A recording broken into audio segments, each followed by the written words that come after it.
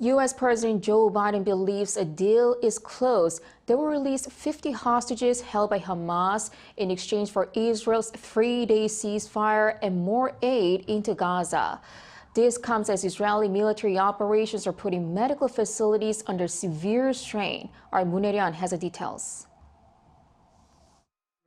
Speaking to reporters at the White House on Monday, U.S. President Joe Biden said he believes a deal to secure the release of hostages being held by Hamas is close.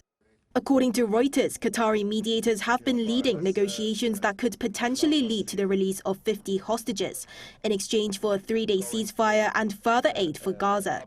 Around 240 hostages were taken during a deadly attack on Israel by Hamas on October 7th. The ferocity of the attack, which killed around 1,200 people, prompted Israel to invade the Gaza Strip. Israeli operations against Hamas in Gaza has put the spotlight on medical facilities within the enclave, with hospitals suffering power cuts and lack of medical supplies.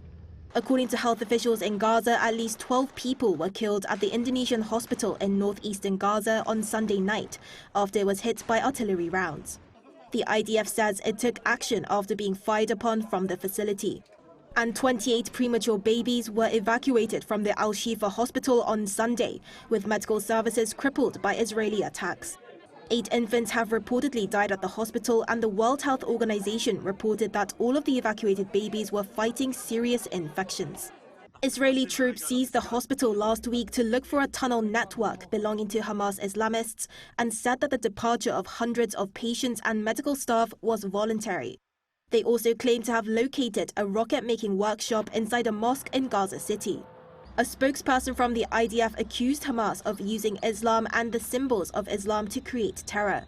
And fighting Gaza also resulted in telecommunication services in the region going down last Friday due to the damage to infrastructure and power outages.